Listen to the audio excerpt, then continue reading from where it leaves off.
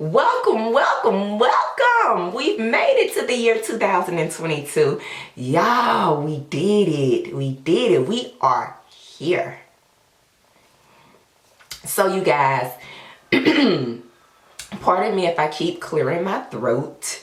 I have been sick and I have just now started to begun to feel like I'm getting better. I feel that I'm getting better. I'm starting to feel like my old self again, slowly but surely. But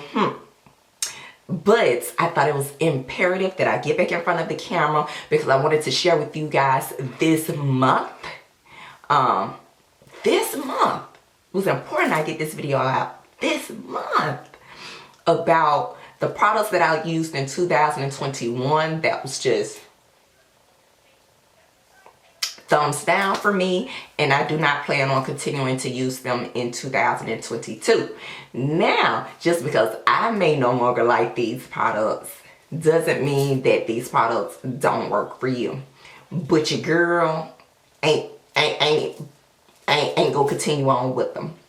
So let's go ahead and jump right into it. So these are the 3 products that I will be talking about in today's video. I don't like none of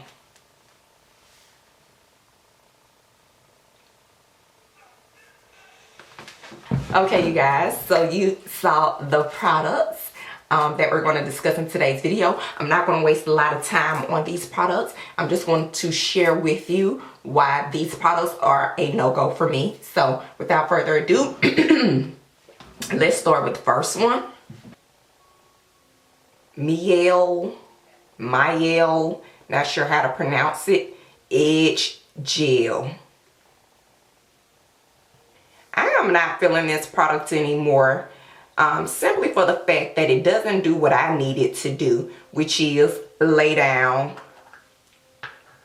So I'm doing away with this product, or I will not purchase this product again, for the simple fact that it does not do nothing that I need it to do. It doesn't lay down my edges for very long. You get temporary wear out of it. And so it's not worth it for me. I truly believe that baby hairs, your edges, really make a hairstyle, and this product just doesn't do it for me. And I've done an extended video on this product. I talked about my horror story in using this product and why I will not purchase it again. If you have not checked out that video, I'll have a card link above, and you can click that card and you can check out that video. But no, this is a no-go for me. Okay, you guys, so this is the next product here I want to talk about, and this is the Vital Olive Oil Mousse. Can you guys see it? Here it is here. So as you guys can tell, I have been very much so using this product. I still got quite a bit of it left, but I have also used quite a bit of it. I typically only use mousse for my protective styles, and the reason that I dislike this product and will not purchase it again is because I don't like the smell. And with my protective style, it does keep my protective style set in place, but it doesn't give me what I'm accustomed to getting when I use a foaming wrap or a mousse or whatever you want to call it. It's the shine. So I have to periodically, while wearing my protective style, reapply the mousse.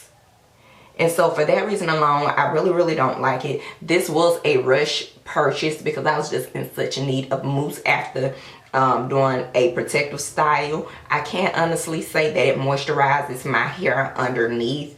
I'm just not a fan of it. Y'all, I gotta get rid of this Aussie here.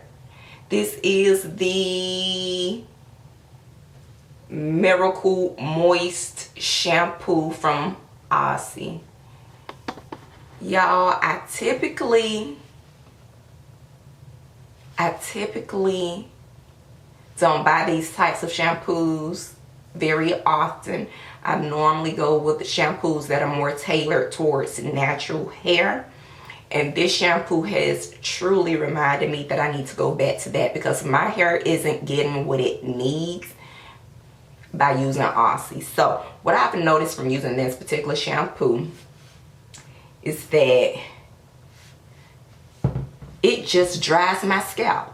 My scalp, since I have been using this shampoo, has done nothing but dried it out.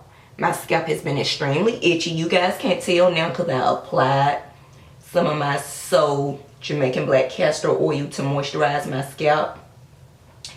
But it has just been itchy, which in turn causes dandruff for me. So I don't know if you guys can see here. Dandruff, okay? I thought I got it all out.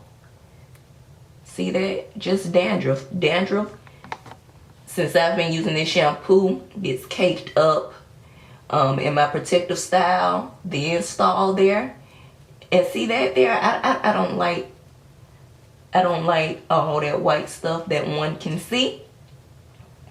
Because my dandruff get caked up in there. I truly believe for a protective style to look nice, it starts with your hair and scalp. And this shampoo has done nothing for me but caused me to have an itchy scalp, which has now caused my dandruff to resurface.